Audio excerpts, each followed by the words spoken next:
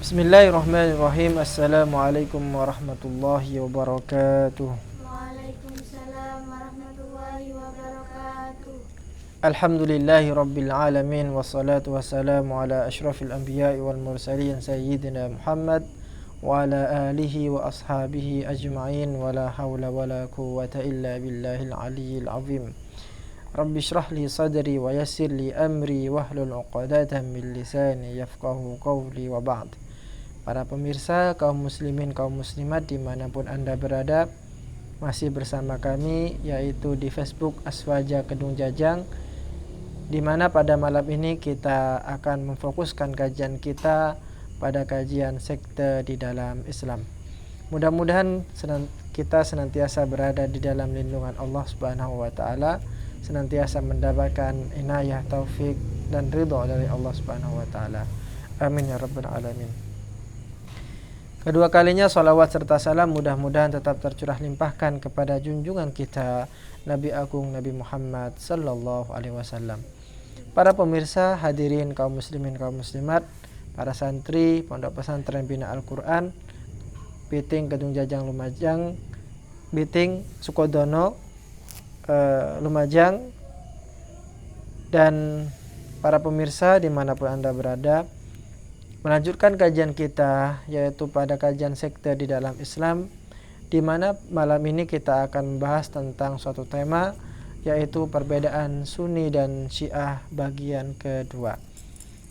Sebagai untuk mengingat kembali bahwa pada pertemuan yang lalu telah kita bahas tentang perbedaan yang sangat radikal, yang sangat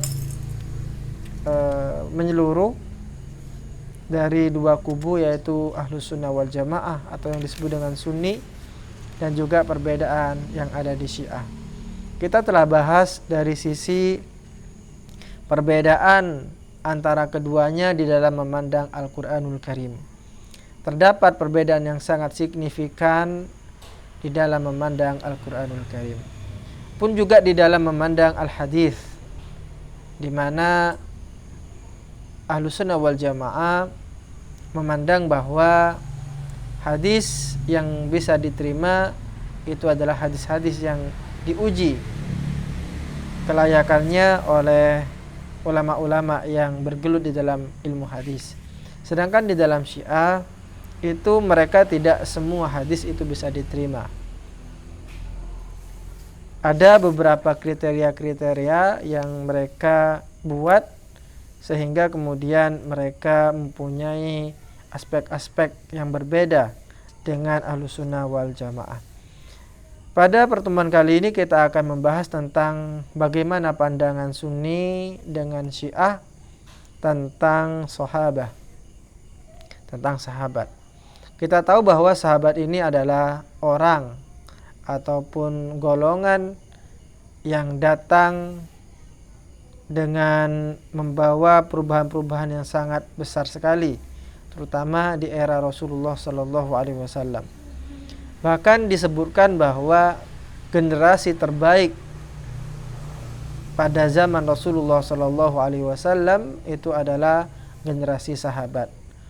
Rasulullah berkata atau bersabda, khairul quruni qarni thumma alladhina yalunahum thumma alladhina yalunahum, yang artinya sebaik-baiknya zaman yaitu zamanku.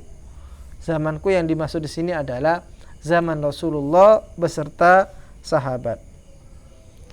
Thumma alladhina yalunahum, kemudian zaman setelahnya yaitu zaman tabi'in. Thumma alladhina yalunahum, kemudian zaman setelahnya yaitu tabi'in, dan begitu seterusnya sampai zaman kita. Artinya bahwa semakin jauh periodisasi zaman antara kita dengan Rasulullah, maka semakin buruklah kualitas yang dimiliki oleh generasi tersebut. Bisa dikatakan bahwa sahabat itu adalah generasi terbaik yang dikeluarkan, yang dihasilkan, yang diproduksi oleh Rasulullah sallallahu alaihi wasallam. Kuntum khaira ummatin ukhrijat linnas ta'muruna bil ma'ruf wa tanhauna 'anil munkar. Bahkan Allah Subhanahu wa taala di dalam beberapa ayat itu memberikan pujian-pujian kepada para sahabat.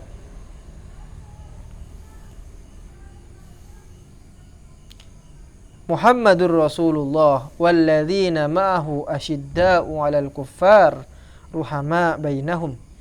Salah satu ciri dari sahabat itu adalah asyidda'u 'alal kuffar. Mereka keras, mereka tegas kepada para musuh, orang-orang kafir. Ruhama bainahum. Mereka saling mencintai, saling menyayangi di antara mereka sendiri. Bahkan mereka itu tidak segan-segan mengorbankan nyawa demi temannya, yaitu demi sahabat yang lainnya. Hanya saja di dalam memandang sahabat ini antara ahlu sunnah wal jamaah atau sunni itu sedikit berbeda dengan orang-orang syiah. Kita baca di halaman 78, yaitu kitab Al-Wasyi'ah fi Naqdi Aqaidi Syiah. Musannif berkata, yajma'una ala ihtiramihim wa annahum udulun jami'a wa i'tibara ma shajara bainahum min khilafin annahu min qabilil ijtihad alladhi fa'aluhu mukhlisina wa qad intahat dhurufuhu wa la yajuzu lana an nabniya alayhi ahqadan tastamirru ma'al ajyal bal humul ladhina qala Allahu fihim khairu ma qala fi jama'atin wa athna 'alaihim fi mawatin katsirah wa bara'a ba'dhum 'ala wajhi at-tahdid fala yahillu li ahadin ay yattahimahum ba'da dhalik wala maslahata li ahadin fi hadha. Yang artinya bahwa di dalam Ahlussunnah wal Jamaah ulama sepakat bahwa kita wajib memuliakan sahabat tanpa memandang siapakah sahabat itu. Apakah sahabat ini pro dengan Ali ataupun kontra dengan Ali. Maka kualitas mereka itu semuanya sama. Tidak boleh kita itu kemudian mencaci sahabat-sahabat gara-gara kontra dengan Sayyidina Ali. Wa annahum udul, dan mereka memiliki sifat udul, adil. Artinya bahwa hadis yang diriwayatkan oleh para sahabat tadi semuanya diterima tanpa terkecuali. Karena itu sudah mendapatkan legalitas pengakuan dari Rasulullah sallallahu alaihi wasallam. Kemudian apabila ada perselisihan di antara para sahabat itu, maka kita anggap itu sebagai produk ijtihad, sedang berijtihad. Namanya juga orang yang berijtihad. Apabila dia benar, maka dia mendapatkan 2 pahala. Namun apabila dia salah, dia tetap mendapatkan pahala, namun pahalanya 1 dan tidak mendapatkan dosa. Maka perselisihan yang terjadi di antara para sahabat itu adalah perselisihan yang biasa-biasa saja. Kita tidak boleh menanggapinya dengan terlalu serius sampai-sampai kemudian mengkafirkan mereka, sampai-sampai membid'ahkan mereka, sampai-sampai kemudian mengeluarkan mereka dari dairatul Islam. Ini tidak bisa kita lakukan itu. Suatu misal khilaf ataupun perselisihan yang terjadi antara Sayyidina Ali dengan Sayyidah Aisyah radhiyallahu anha di dalam perang Jamal, satu misal. Maka bagi kita, bagi Ahlussunnah wal Jamaah, kita melihatnya itu adalah merupakan dinamika dari ijtihad. Perbedaan antara Muawiyah bin Abi Sufyan dengan Sayyidina Ali bin Abi Thalib di perang Siffin, maka kita anggap itu sebagai sebuah perjalanan atau dinamika yang kita anggapnya itu sebagai sebuah ijtihad. Dan kita tidak terlalu berlebihan sampai-sampai kemudian mengeluarkan mereka dari lingkaran Islam, sebagaimana dilakukan oleh orang-orang Khawarij yang menganggap bahwa Sayyidina Ali itu kafir. Bagaimana orang-orang Syiah yang menganggap bahwa Sayyidina Muawiyah bin Abi Sufyan itu kafir dan seterusnya. Maka di dalam memandang sahabat bagi Ahlussunnah wal Jamaah, mereka itu adalah udul, orang-orang yang adil. Wa annahum khairul qurun, dan mereka itu adalah sebaik-baiknya generasi. Ini pandangan dari Ahlussunnah wal Jamaah. Tentu berbeda dengan apa yang diutarakan oleh Syiah. Kita baca di sini, yarawna anna as-sahabata qad kafaru ba'da Rasulillahi illa nafara qalila la yatajawazuna asabi'al yadain wa yad'una 'aliyan fi makanatin khassah. Orang-orang Syiah ini memandang bahwa sahabat itu banyak yang telah kafir sepeninggalan Rasulullah sallallahu alaihi wasallam.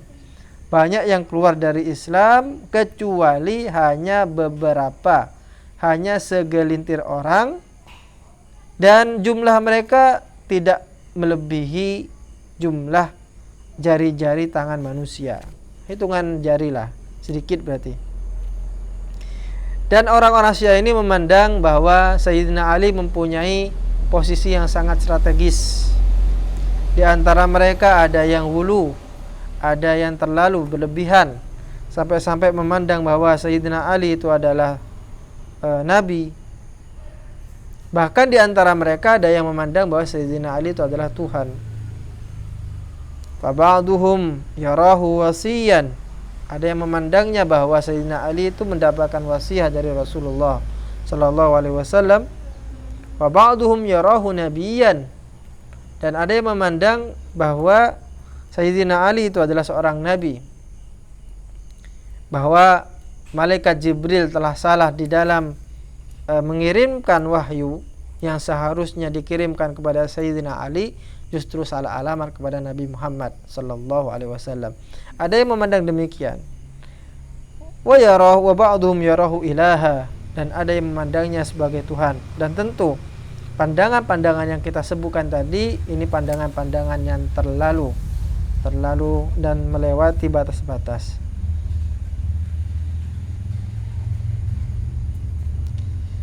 Barang siapa, kata orang-orang Syiah ini, barang siapa yang memilih kepada selain Ali, memilih kepada selain dari keturunan Sayyidina Ali bin Abi Thalib, maka mereka itu adalah orang-orang zalim, orang-orang fasik. Wa min huna ahdathu fit tarikh fajwatan hailatan min al-'ada'i wal iftira' wa sarat qadiyatut tashayyu'i madrasatan tarikhiyatan tamdi bihadhihi at-ta'alim ad-dharah 'abra al-ajyal. Oleh karenanya ketika mereka memandang sahabat seperti itu, maka akan muncullah problem-problem yang terjadi setelahnya. Salah satu problem yang paling serius itu adalah sabbus sahabah, yaitu mencela para sahabat. Ini problem yang sangat serius. Tentu kita tidak bisa mentolerir hal itu. Dan itu menjadi madrasah, dikatakan di sini menjadi madrasah, menjadi sekolah tersendiri dan menjadi kebiasaan yang tidak bisa dihindarkan di dalam sejarah. Ini beberapa pandangan yang berbeda antara Ahlussunnah wal Jamaah dengan Syiah di dalam memandang konsep sahabat. Ini saja yang bisa kita sampaikan. Mudah-mudahan apa yang kita sampaikan menjadi ilmu yang bermanfaat. Dan apabila ada keterangan yang salah, maka al-fakir mohon maaf yang sebesar-besarnya. Wa akhiran wallahu muwaffiq ila aqwamit thoriq. Assalamualaikum warahmatullahi wabarakatuh. Waalaikumsalam warahmatullahi wabarakatuh.